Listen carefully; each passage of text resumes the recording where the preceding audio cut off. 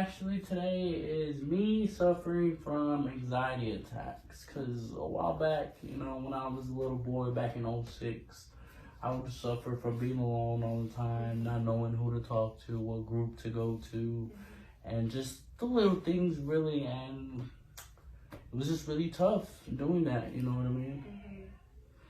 Yeah. And I just feel like I'm by myself in the world and don't got no one to talk to. But turning 21, so I'm taking that leap of faith and found you on the internet, and we're here today.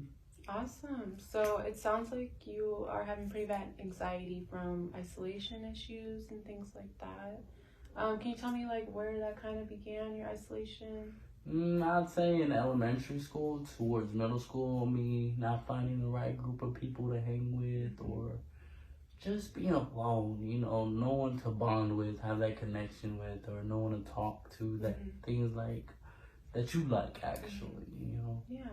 So when you're having this anxiety, how are you feeling? What do you feel when you're having this anxiety? What I feel basically alone. My heart starts racing, sweaty palms, start getting nervous, always looking over my shoulder.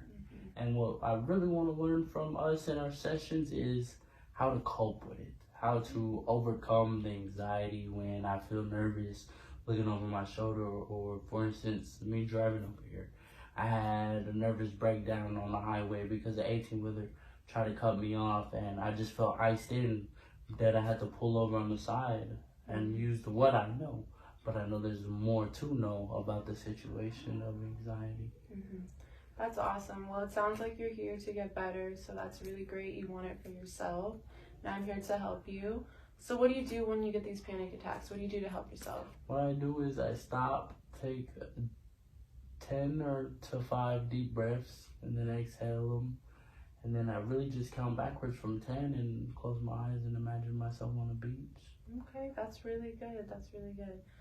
So when you're feeling these anxiety attacks, do you know what usually triggers them at all? Or does it just happen normally or randomly, or what? It normally just happens normally, really, and I feel like there's ways without using the medicines, the prescriptions, for me to control it all in my mentality. Okay, that's really good.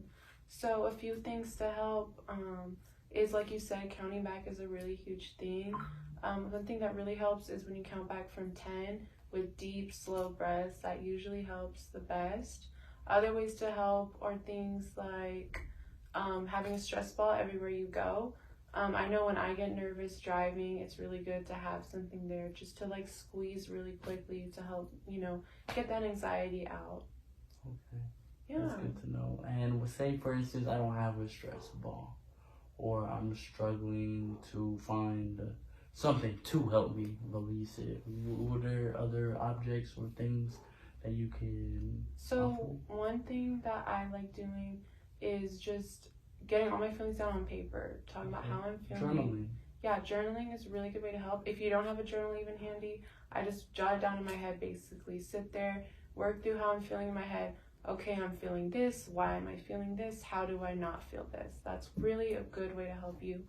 And also other things like just practicing talking to yourself, even in your car. You are most comfortable with yourself, so just doing that really helps too. Okay. Yeah. I thank you very much for these tips that you used. Is there any other questions you have? Not on the tip of my head, ma'am. I'm really looking forward to seeing you again. I think yes, it was really nice meeting you, Paul, and we had a very good first session. I hope I can get to know you more in our next sessions. Yes, ma'am. Okay, awesome. It was nice meeting you. Thank you. Have a good day. You too, ma'am. Bye. Bye.